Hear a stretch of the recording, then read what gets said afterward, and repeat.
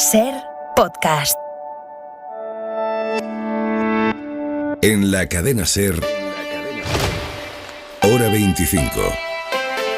Aimar Bretos. Y España se acaba de imponer a Dinamarca en el Europeo de Balonmano y peleará por el oro. Sonia Luz, buenas tardes. Buenas tardes. Sí, ha derrotado a su bestia negra, los daneses, que el año pasado habían dejado a España fuera de la final del Mundial y también de la final de los Juegos Olímpicos. Hoy a la tercera ha ido la vencida, 29-25, después de una gran segunda parte del equipo que dirige Jordi Rivera. Y como dices, el domingo España peleará por su tercer europeo consecutivo contra el vencedor del Suecia-Francia, que comienza a las 8:30 de la tarde. El otro gran nombre del día es el de Rafa Nadal. El domingo disputará la final del Abierto de Australia contra el ruso Medvedev y jugará también por ser el tenista con más Grand Slams de la historia. Estados Unidos y la Comisión Europea se han aliado por escrito para garantizar el suministro de gas a Europa en caso de bloqueo ruso, en caso de que la crisis ucraniana lleve a Rusia a cortar el suministro del que dependen sobre todo los países del norte y el este europeos. Según la Comisión Europea, Estados Unidos ha comprometido con Europa a enviar más barcos con gas licuado para compensar ese hipotético corte ruso. Y ahí entra España, porque el gas licuado hay que regasificarlo para poder usarlo. Y en España tenemos 6 plantas en marcha ahora mismo que harían ese proceso y una más que se podría activar. Y esas plantas jugarían un papel clave. Corresponsal comunitaria Griselda Pastor. La batalla del gas es una auténtica batalla y Bruselas intenta demostrar que tiene alternativas a la dependencia de Putin. Es complicado. Los Estados Unidos suministran en forma de gas licuado el 20% del que hoy se utiliza, pero hay un precompromiso de que darán preferencia a los países de la Unión. Y lo cierto es que 80 buques destinados a Asia han sido ya desviados a puertos europeos en los últimos días con gas licuado, y aquí es donde España juega un papel importante, porque aunque hay instalaciones en Italia y Polonia, las españolas, dice la Comisión, son las mejores y su sistema el más desarrollado. El problema es su transporte a los países del centro de la Unión, que dependen de Rusia, pero en eso y en preparar la reunión del próximo día 7 en Washington andan centrados ya los técnicos europeos. Es la noticia importantísima de esta tarde. Ahora vamos con todo. Antes, el tiempo para el fin de semana. Jordi Carbo, buenas tardes. Buenas tardes. El tiempo tan radiante que hemos tenido hoy se repetirá de manera muy parecida mañana sábado, también el domingo. El domingo con más nubes en Andalucía y Extremadura, apenas dejarán algunas gotas. En el Cantábrico, durante todo el fin de semana alternarán ratos de sol con momentos de nubes, pero en la mayor parte del país va a hacer mucho sol, con temperaturas que se mantendrán bajas, ambiente plenamente invernal durante las noches y al empezar las mañanas. El cambio durante las tardes, como ha pasado hoy, al sol, ambiente agradable con máximas de 15 a 20 grados en la mayor parte del país, por encima de los 20 en Canarias. Así empieza Hora 25. Como ha empezado hoy la campaña electoral en Castilla y León.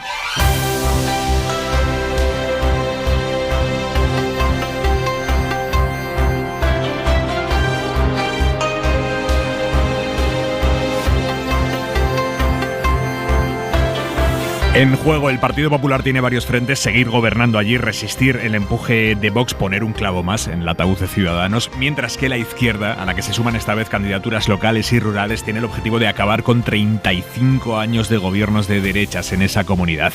Vamos a Castilla y León. Beatriz Holandía, buenas tardes. Buenas tardes. Los pactos y el medio rural son los argumentos del primer día de campaña, que arrancaba con el candidato popular Alfonso Fernández Mañueco en Hoy por Hoy con Ángeles Barceló.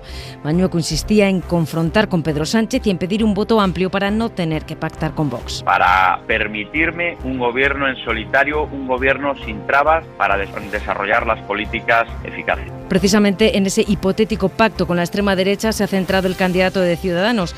Francisco Igea pide a Mañueco que aclare si pactará con la extrema derecha. Tendrá que decirles a los ciudadanos si va a apostar por la intolerancia, si va a apostar por quienes generan el odio y el enfrentamiento, o no va a tener trato con ellos. El PSOE se ha centrado en la sanidad, aprovechando su presencia en la localidad burgalesa de Aranda de Duero, donde se preparan movilizaciones por las carencias sanitarias en la comarca. Luis Tudanca. El señor Mañueco volvió a mentir cuando comprometió que esta legislatura estaría terminado este hospital y ni siquiera lo ha empezado. Y Unidas Podemos, que cree que incluso los votantes de derechas están hartos del Partido Popular. Irene Montero en declaraciones a Radio León. Las décadas de gobierno del Partido Popular solamente han traído despoblación, precariedad, ausencia de servicios públicos. Y para este fin de semana, José María Aznar aparecerá en Segovia y Valladolid, Pedro Sánchez en Zamora, Zapatero estará en El Bierzo y Pablo Echenique en Valladolid.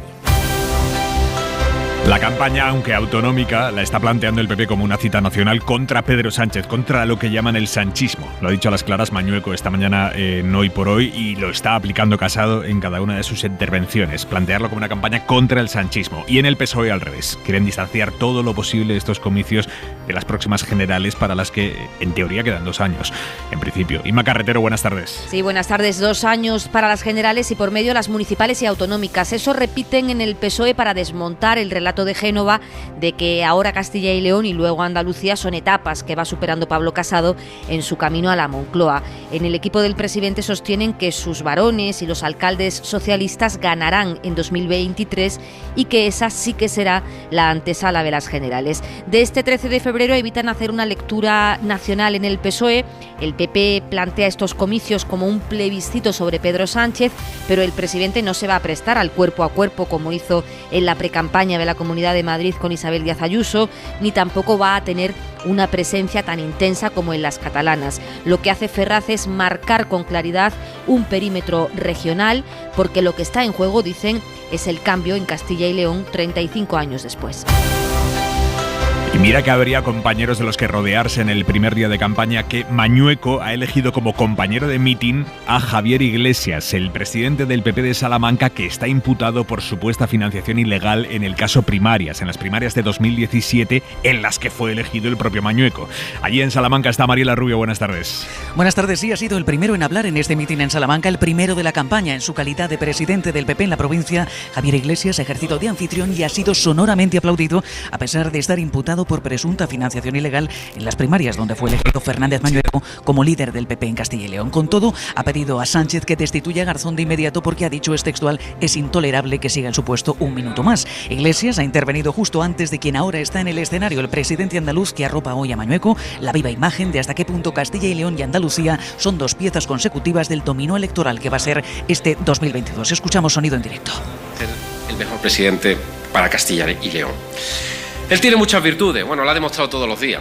Es un hombre trabajador, luego ahí no te van a ganar los candidatos que tú tienes enfrente. Ahora, a kilómetros, a esfuerzo, a compromiso. Sonido en directo de Juan Manuel Moreno, allí en Castilla y León, primer día de campaña electoral para las autonómicas del 13 de febrero.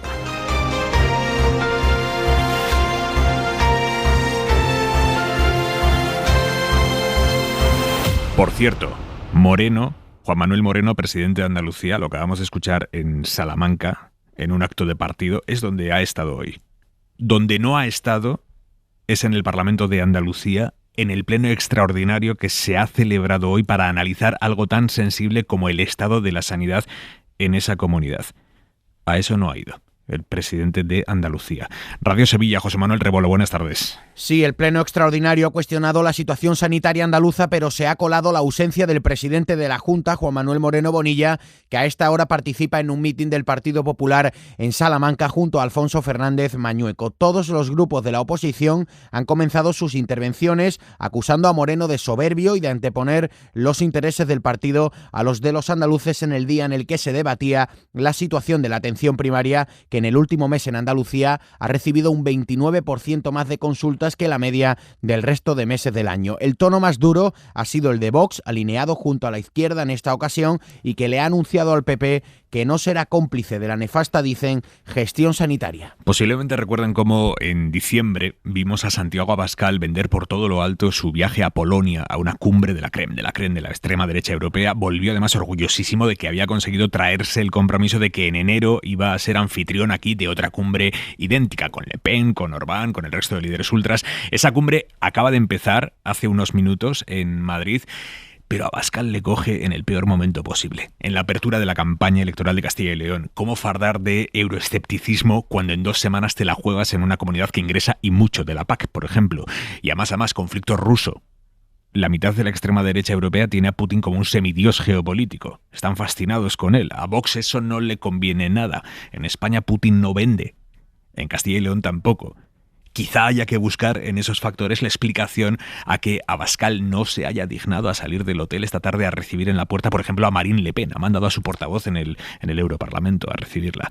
Carolina Gómez, buenas tardes. ¿Qué tal? Buenas tardes, Aimar. Sí, a esta hora está previsto que comience una cena de recepción. Mañana habrá mesas de debate a puerta cerrada y a mediodía Jorge Buxadé dará una rueda de prensa. Esa es la cobertura informativa prevista para una cumbre que en diciembre se anunció como un gran triunfo. Abascal había conseguido reunir en Madrid a los principales líderes de la extrema derecha europea, pero entonces no contaban con este contexto. Esa foto llega en el peor momento para Abascal. Algunos de esos líderes, como Le Pen o el húngaro Orbán, son claramente prorrusos. De hecho, Orbán se va de Madrid a Moscú para reunirse con Putin la semana que viene. Esa posición prorrusa es muy minoritaria en España y pone a Vox en una situación muy incómoda. Tampoco se contaba cuando se cerró el encuentro con las elecciones en Castilla y León. De hecho, Abascal se pierde el arranque de la campaña hoy en una región donde aspiran a ser clave para la gobernabilidad y donde las ayudas europeas al campo, como decías, combinan mal con el antieuropeísmo de los aliados ultras. Carol, gracias. Buenas tardes.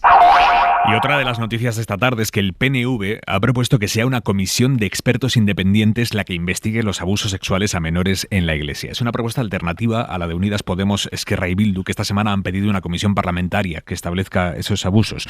Dicen los nacionalistas vascos que una comisión de expertos independientes evitaría el rifirrafe político que se viviría en una comisión política, una comisión de investigación en el Congreso.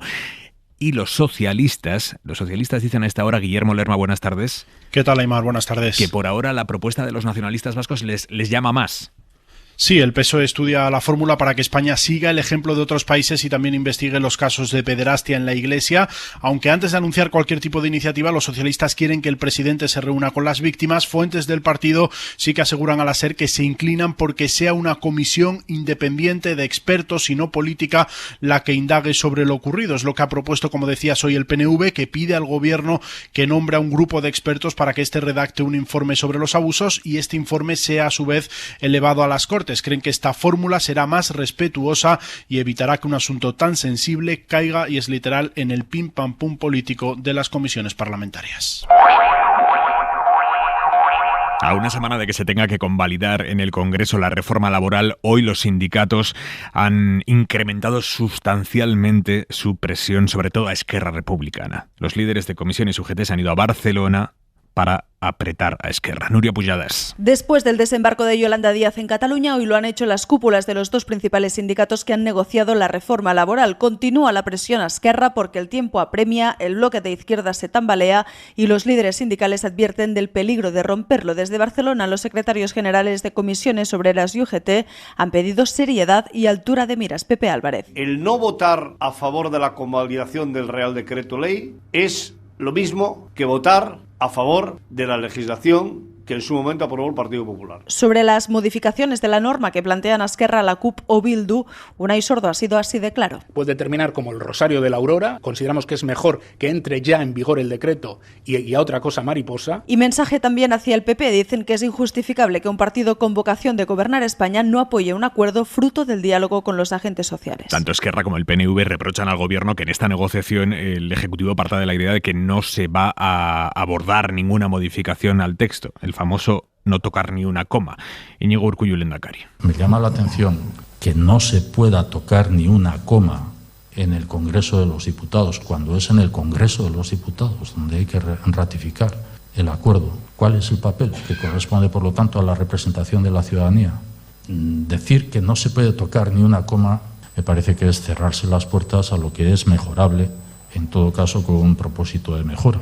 A la espera de lo que termine pasando con la reforma laboral, la economía española creció un 5% en 2021. Lo ha avanzado hoy el Instituto Nacional de Estadística. Es el mayor crecimiento en todo lo que va de siglo. Es un aumento que contrasta con la tremenda caída del año anterior, el primer año de pandemia. Pero ese 5% de subida se queda bastante lejos del 6,5% que había anticipado el gobierno. Jordi Faberga, buenas tardes. Buenas tardes. No se ha acercado a esa cifra prevista por el gobierno, pese a que el crecimiento económico en 2021 ha sido notable, un 5% de aumento del PIB trimestre, eso sí, después de una caída el año anterior del 10,8%. El Gobierno destaca que los datos publicados por el INE certifican que la recuperación va de menos a más y espera que en 2022 el crecimiento de la economía sea incluso más fuerte que el de 2021. Habrá que verlo porque los datos de hoy reflejan algún pero al fuerte crecimiento, como por ejemplo la caída del consumo en la recta final del año. Un 1,2% ha caído el gasto de las familias, según el primer dato, coincidiendo con la recta final del año, y eso ha hecho que la economía redujera el ritmo de crecimiento en este último trimestre hasta el 2%. En todo caso, la economía ha crecido en 2021 un 5%, pero sigue estando un 6,4% por debajo de los niveles previos a la pandemia. Y otra cifra muy llamativa esta. A la espera de conocer exactamente los datos definitivos, la tasa de abandono educativo temprano en España ha bajado al 13% durante la pandemia, que es la cifra más baja desde que hay registros. Este es el porcentaje de chavales de entre 18 y 24 años que deja los estudios sin tener al menos un título de bachillerato o de FP. Además, es la vez que más cerca estamos de la media europea, que está en el 9%. Adela Molina. Hacía 20 años que el abandono educativo temprano no caía tanto, 2,7 puntos en 2021 hasta el 13,3%, lo que nos deja más cerca que nunca de la media europea, que es del 9,7%. El descenso se relaciona con la pandemia y la falta de expectativas laborales fuera de la escuela, y también con políticas educativas como la ampliación de plazas de FP. Lucas Gortázar es director de educación de ESA de ECPOL. La oferta formativa está creciendo a la vez que esa demanda, y eso son muy buenas noticias. El hecho de que esa oferta pueda seguir creciendo en los próximos años va a determinar en gran parte el potencial de seguir reduciendo el abandono escolar temprano. También las políticas que tienen que ver en primaria y secundaria, ¿no?, para prevenir ese fracaso escolar. También aumentó el año pasado más de un punto el porcentaje de jóvenes entre 25 y 34 años con titulación superior, hasta el 48,7%, 8 puntos por encima de la media europea.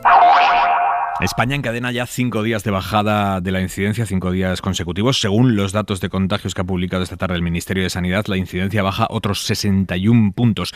Y el Gobierno dice que hemos pasado ya el pico de esta sexta ola, que hemos doblegado ya esa curva del tsunami de contagios Omicron. Mariola Lourido, buenas tardes. ¿Qué tal? Buenas tardes. Los datos de hoy confirman la tendencia a la baja en todos los indicadores. Tanto los contagios como la incidencia caen un 10% con respecto a la semana pasada. Hay 127 ingresados menos en los hospitales y 103 menos en la UCI.